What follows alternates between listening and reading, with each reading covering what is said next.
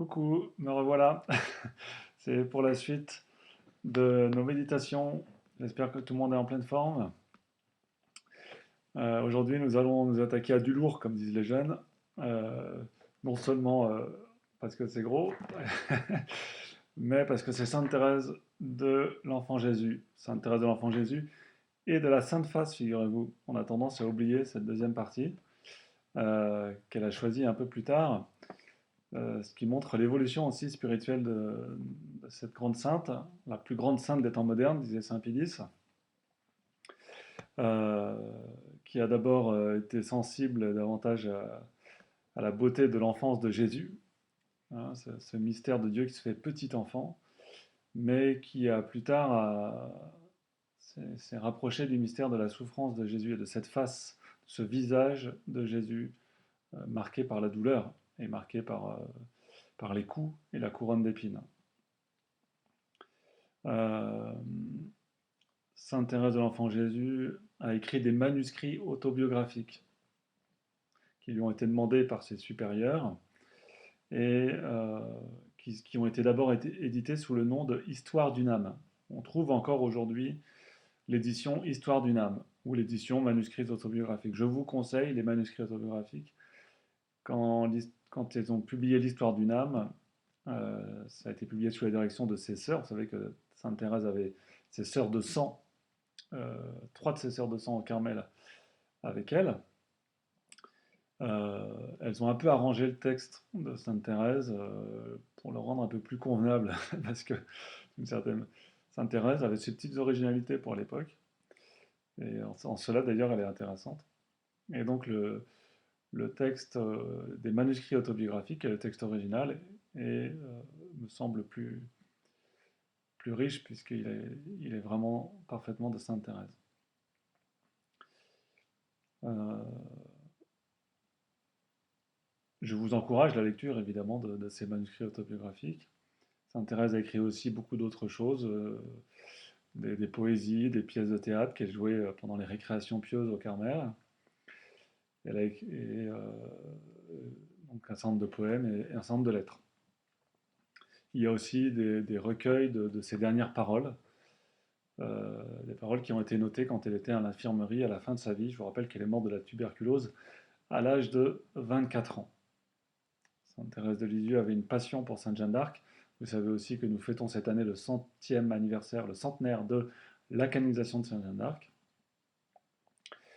Et il n'est quand même pas sans intérêt de savoir que Sainte Thérèse, qui est donc une sainte pleine de douceur et qui est connue pour ses pétales de rose, euh, est aussi une passionnée de Sainte Jeanne d'Arc, qui est la sainte guerrière.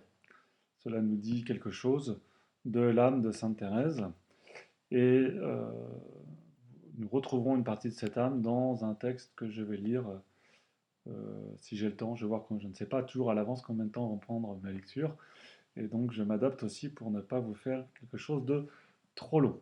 Voilà, donc je commence par les premières pages des manuscrits autobiographiques, la première page, où euh, où elle répond, je pense, à une question très intéressante sur la place de chaque âme, de la manière dont Dieu gère les âmes euh, en leur donnant des grâces les uns aux autres, des grâces différentes, pour que chacun tienne sa place dans le monde. Avant de prendre la plume, je me suis agenouillé devant la statue de Marie. Je l'ai supplié de guider ma main afin que je ne trace pas une seule ligne qui ne lui soit agréable. Ensuite, ouvrant le Saint Évangile, mes yeux sont tombés sur ces mots. Jésus étant monté sur une montagne, il appela à lui ceux qui lui plut, et ils vinrent à lui. Voilà bien le mystère de ma vocation, de ma vie tout entière et surtout le mystère des privilèges de Jésus sur mon âme. Il n'appelle pas ceux qui en sont dignes, mais ceux qui lui plaît. Ou comme le dit saint Paul, Dieu a pitié de qui il veut, et il fait miséricorde à qui il veut faire miséricorde. Ce n'est donc pas l'ouvrage de celui qui veut, ni de celui qui court, mais de celui qui fait miséricorde. Longtemps je me suis demandé pourquoi le bon Dieu avait des préférences, pourquoi toutes les âmes ne recevaient pas un égal degré de grâce? Je m'étonnais en le voyant prodiguer des faveurs extraordinaires aux saints qui l'avaient offensé, comme saint Paul, saint Augustin, et qu'il forçait pour ainsi dire à recevoir ces grâces, ou bien en lisant la vie de saints que notre Seigneur s'est plu à caresser du berceau à la tombe, sans laisser sur leur passage aucun obstacle qui les empêchât de s'élever vers lui, et prévenant ces âmes de telles faveurs qu'elles ne pouvaient ternir l'éclat immaculé de leur robe baptismale. Je me demandais pourquoi les pauvres sauvages, par exemple, mouraient en grand nombre avant d'avoir même entendu prononcer le nom de Dieu. Jésus a daigné m'instruire de ce mystère. Il a mis devant mes yeux le livre de la nature, et j'ai compris que toutes les fleurs qu'il a créées sont belles, que l'éclat de la rose et la blancheur du lys n'enlèvent pas le parfum de la petite violette ou la simplicité ravissante de la pâquerette. J'ai compris que si toutes les petites fleurs voulaient être des roses, la nature perdrait sa parure printanière, les champs ne seraient plus émaillés de fleurettes. Ainsi en est-il dans le monde des âmes qui est le jardin de Jésus. Il a voulu créer les grands saints qui peuvent être comparés aux lys et aux roses, mais il en a créé aussi de plus petits, et ceux-ci doivent se contenter d'être des pâquerettes ou des violettes, destinés à réjouir les regards du bon Dieu, lorsqu'il les abaisse à ses pieds. La perfection consiste à faire sa volonté, à être ce qu'il veut que nous soyons. J'ai compris encore que l'amour de notre Seigneur se révèle aussi bien dans l'âme la plus simple, qui ne résiste en rien à sa grâce, que dans l'âme la plus sublime. En effet, le propre de l'amour étant de s'abaisser, si toutes les âmes ressemblaient à celles des saints docteurs qui ont illuminé l'Église par la clarté de leur doctrine, il semble que le bon Dieu ne descendrait pas assez bas en venant jusqu'à leur cœur, mais il a créé l'enfant qui ne sait rien et ne fait entendre que de faibles cris. Il a créé le pauvre sauvage n'ayant pour se conduire que la loi naturelle, et c'est jusqu'à leur cœur qu'il daigne s'abaisser. Ce sont là ces fleurs des champs dont la simplicité le ravit. En descendant ainsi, le bon Dieu montre sa grandeur infinie. De même que le soleil éclaire en même temps les cèdres et chaque petite fleur comme si elle était seule sur la terre, de même notre Seigneur s'occupe aussi particulièrement de chaque âme, que si elle n'avait pas de semblable, et comme dans la nature toutes les saisons sont arrangées, de manière à faire éclore au jour marqué la plus humble pâquerette, de même tout correspond au bien de chaque âme. Voilà, après avoir écouté ce beau passage, qui nous éclaire sans doute sur le mystère de la répartition diverse des grâces dans le monde, et la question du salut de personnes qui n'ont jamais entendu parler du bon Dieu. Hein, notre salut dépend bien sûr aussi de notre bonne volonté, de notre réponse, mais tout le monde n'a pas entendu parler du bon Dieu. Mais Dieu s'occupe de chacun avec le même amour et veut le salut de chacun de la même manière. Et donc le salut est proposé, offert à toute bonne volonté, quelle que soit l'apparence extérieure qu'il présente. Cela est, je trouve, très consolant. Rappelons que la parole de Sainte Thérèse a une valeur particulière puisqu'elle a été déclarée docteur de l'Église. Donc, docteur, hein, vous avez entendu, elle a parlé de docteur, il ne s'agit pas de médecin. C'est un mot qu'on utilise assez peu aujourd'hui. Docteur, c'est celui qui enseigne, c'est l'enseignant. Donc un docteur dans l'Église, c'est quelqu'un qui a charge d'enseigner. Et certains saints ont été déclarés docteurs de l'Église, c'est-à-dire que leurs écrits ont une valeur particulière pour le peuple chrétien. Et Sainte Thérèse en fait partie. Elle a aussi quelque chose à nous apprendre dans le texte que je vais lire, et qui, je pense, vous intéressera. Comment un cœur livré à l'affection des créatures peut-il s'unir intimement à Dieu? Je sens que cela n'est pas possible. Sans avoir bu à la coupe empoisonnée de l'amour trop ardent des créatures, je sens que je ne puis me tromper. J'ai vu tant d'âmes séduites par cette fausse lumière, voler comme de pauvres papillons et se brûler les ailes, puis revenir vers la vraie, la douce lumière de l'amour qui leur donnait de nouvelles ailes plus brillantes et plus légères, afin qu'elles puissent voler vers Jésus, ce feu divin qui brûle sans consumer. Ah, je le sens, Jésus me savait trop faible pour m'exposer à la tentation. Peut-être me serais-je laissé brûler tout entière par la trompeuse lumière si je l'avais vu briller de mes yeux. Il n'en a pas été ainsi. Je n'ai rencontré qu'amertume, là où des âmes plus fortes rencontrent la joie et s'en détachent par fidélité. Je n'ai donc aucun mérite à ne m'être pas livré à l'amour des créatures, puisque je n'en fus préservé que par la plus grande miséricorde du bon Dieu. Je reconnais que sans lui j'aurais pu tomber aussi bas que sainte Madeleine, et la profonde parole de notre Seigneur à Simon retentit avec une grande douceur dans mon âme. Je le sais, celui à qui on remet moins aime moins. Mais je sais aussi que Jésus m'a plus remis qu'à sainte Madeleine, puisqu'il m'a remis d'avance, m'empêchant de tomber. Ah, que je voudrais pouvoir expliquer ce que je sens. Voici un exemple qui traduira un peu ma pensée. Je suppose que le fils d'un habile docteur, ici il s'agit d'un médecin, rencontre sur son chemin une pierre qui le fasse tomber, et que dans cette chute il se casse un membre. Aussitôt son père vient à lui, le relève avec amour, soigne ses blessures, employant à cela toutes les ressources de son art, et bientôt son fils, complètement guéri, lui témoigne sa reconnaissance. Sans doute, cet enfant a bien raison d'aimer son père. Mais je vais encore faire une autre supposition. Le père, ayant su que sur la route de son fils se trouvait une pierre, s'empresse d'aller devant lui et la retire sans être vu de personne. Certainement, ce fils, objet de sa prévoyante tendresse, ne sachant pas le malheur dont il est délivré par son père, ne lui témoignera pas sa reconnaissance et l'aimera moins que s'il eût été guéri par lui. Mais s'il vient à connaître le danger auquel il vient d'échapper, ne l'aimera-t-il pas davantage? Eh bien, c'est moi qui suis cet enfant, objet de l'amour prévoyant d'un père, qui n'a pas envoyé son Verbe pour racheter les justes, mais les pécheurs. Il veut que je l'aime parce qu'il m'a remis, non pas beaucoup, mais tout. Il n'a pas attendu que je l'aime beaucoup comme sainte Madeleine, mais il a voulu que je sache comment il m'avait aimé d'un amour d'ineffable prévoyance, afin que maintenant je l'aime à la folie. J'ai entendu dire qu'il ne s'était pas rencontré une âme pure aimant davantage qu'une âme repentante. Ah, que je voudrais faire mentir cette parole. Voilà un texte intéressant qui, qui peut-être nous rejoint si dans notre vie nous n'avons pas ou nous pensons ne pas avoir fait de fautes bien graves. Ça nous aide à comprendre que nous sommes tous l'objet de la miséricorde du bon Dieu et que nous n'avons d'autre espérance de notre salut que la miséricorde de Dieu.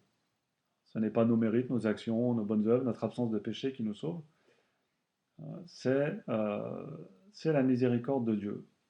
Et comme Dieu distribue ses grâces aux uns aux autres de telle ou telle manière selon ce qui lui plaît, et selon ce qui est opportun pour le salut de tous, eh bien, si nous avons moins péché que d'autres, ce qui est difficile de savoir, hein, si nous avons moins péché que d'autres, eh bien c'est parce que Dieu nous a donné des grâces spéciales pour cela. Nous sommes tous, nous sommes pardonnés. Si notre péché n'est pas là, c'est qu'il a été pardonné. Merci Seigneur. Alors maintenant, je voudrais passer à un autre texte, qui est un texte d'anthologie. Ça m'étonnerait que vous ne l'ayez jamais entendu. Et si c'est le cas, eh bien, il est temps de rattraper ce manque.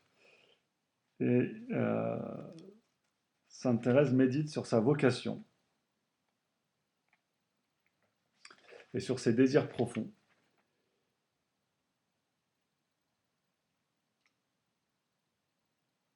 Donc elle réfléchit au fait d'être carmélite. Elle est carmélite, elle est l'épouse de Jésus. Et elle se demande vraiment quelle est sa place dans l'Église. Être ton épouse, ô Jésus, être carmélite, être par mon union avec toi la mère des âmes, devrait me suffire. Il n'en est pas ainsi. Sans doute ces trois privilèges sont bien ma vocation. Carmélite, épouse et mère. Cependant, je sens en moi d'autres vocations. Je me sens la vocation de guerrier, de prêtre, d'apôtre, de docteur, pas de médecin, de docteur de la foi, de martyr. Enfin, je sens le besoin, le désir d'accomplir pour toi, Jésus, toutes les œuvres les plus héroïques. Je sens en mon âme le courage d'un croisé, d'un zouave pontifical. Je voudrais mourir sur un champ de bataille pour la défense de l'Église. Peut-être que vous ne connaissez pas les zouaves pontificaux. Alors, ça n'existe plus. C'était une armée euh, chargée de défendre les États pontificaux. Quand le pape avait un pays, quand il était roi d'un pays, qui occupait le centre de l'Italie. Et à l'époque de Sainte Thérèse de Lisieux, à la fin du XIXe siècle, ils étaient célèbres, notamment parce qu'il y avait des volontaires français parmi eux, et le général de Senlis, qui est un Français, a commandé les zouaves pontificaux, et ils ont eu à défendre les États pontificaux contre l'invasion des autres, de ceux qui voulaient faire l'unité italienne. C'est l'époque où les États pontificaux ont été envahis, et le pape s'est retrouvé prisonnier du Vatican jusqu'aux accords du Latran. Alors je ne sais plus les dates exactes des accords du Latran, mais c'était du temps de Mussolini, donc avant la Seconde Guerre mondiale. Et ces accords du Latran sont à l'origine de la situation actuelle de l'État du Vatican. Donc elle aurait voulu mourir sur un champ de bataille pour la défense de l'Église. Je sens en moi la vocation de prêtre. Avec quel amour, ô Jésus, je te porterai dans mes mains, lorsque, à ma voix, tu descendrais du ciel. Avec quel amour je te donnerai aux âmes.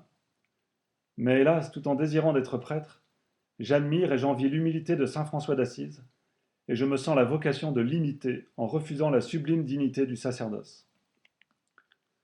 Ô Jésus, mon amour, ma vie, comment allier ces contrastes? Comment réaliser les désirs de ma pauvre petite âme? Ah, malgré ma petitesse, je voudrais éclairer les âmes comme les prophètes, les docteurs. J'ai la vocation d'être apôtre. Je voudrais parcourir la terre, prêcher ton nom et planter sur le sol infidèle ta croix glorieuse. Mais, ô mon bien-aimé, une seule mission ne me suffirait pas. Je voudrais en même temps annoncer l'Évangile dans les 5 parties du monde, et jusque dans les îles les plus reculées. Je voudrais être missionnaire non seulement pendant quelques années, mais je voudrais l'avoir été depuis la création du monde, et l'être jusqu'à la consommation des siècles. Mais je voudrais, par-dessus tout, ô mon bien-aimé Sauveur, je voudrais verser mon sang pour toi, jusqu'à la dernière goutte. Le martyr, voilà le rêve de ma jeunesse. Ce rêve, il a grandi avec moi sous les cloîtres du Carmel. Mais là encore, je sens que mon rêve est une folie, car je ne saurais me borner à désirer un genre de martyr. Pour me satisfaire, il me les faudrait tous. Comme toi, mon époux adoré, je voudrais être flagellé et crucifié. Je voudrais mourir dépouillé comme saint Barthélemy. Comme saint Jean, je voudrais être plongé dans l'huile bouillante. Je voudrais subir tous les supplices infligés aux martyrs. Avec sainte Agnès et sainte Cécile, je voudrais présenter mon cou au glaive et comme sainte Jeanne d'Arc, ma sœur chérie, je voudrais sur le bûcher murmurer ton nom, ô Jésus. En songeant aux tourments qui seront le partage des chrétiens au temps de l'Antéchrist, je sens mon cœur tressaillir et je voudrais que ces tourments me soient réservés. Jésus, Jésus, si je voulais écrire tous mes désirs, il me faudrait emprunter ton livre de vie. Là sont rapportées les actions de tous les saints, et ces actions je voudrais les avoir accomplies pour toi. Ô mon Jésus, à toutes mes folies, que vas-tu répondre? Y a-t-il une âme plus petite, plus impuissante que la mienne? Cependant, à cause même de ma faiblesse, tu t'es plu, Seigneur, à combler mes petits désirs enfantins, et tu veux aujourd'hui combler d'autres désirs plus grands que l'univers. À l'oraison, mes désirs me faisant souffrir un véritable martyre, j'ouvris les épîtres de saint Paul, afin de chercher quelques réponses. Les chapitres 12 et 13 de la première épître aux Corinthiens me tombèrent sous les yeux. J'y lus, dans les premiers, que tous ne peuvent être apôtres, prophètes, docteurs, etc. Que l'Église est composée de différents membres et que l'œil ne saurait être en même temps la main. La réponse était claire, mais elle ne comblait pas mes désirs, elle ne me donnait pas la paix. Comme Madeleine, se baissant toujours auprès du tombeau vide, finit par trouver ce qu'elle cherchait, ainsi m'abaissant jusque dans les profondeurs de mon néant, je m'élevai si haut que je pus atteindre mon but. Sans me décourager, je continuai ma lecture, et cette phrase me soulagea. Recherchez avec ardeur les dons les plus parfaits, mais je vais encore vous montrer une voie plus excellente. Et l'apôtre explique comment tous les dons les plus parfaits ne sont rien sans l'amour, que la charité est la voie excellente qui conduit sûrement à Dieu. Enfin, j'avais trouvé le repos. Considérant le corps mystique de l'Église, je ne m'étais reconnu dans aucun des membres décrits par saint Paul. Ou plutôt, je voulais me reconnaître en tous. La charité me donna la clé de ma vocation. Je compris que si l'Église avait un corps, composé de différents membres, le plus nécessaire, le plus noble de tous ne lui manquait pas. Je compris que l'Église avait un cœur, et que ce cœur était brûlant d'amour. Je compris que l'amour seul faisait agir les membres de l'Église, que si l'amour venait à s'éteindre, les apôtres n'annonceraient plus l'Évangile, les martyrs refuseraient de verser leur sang.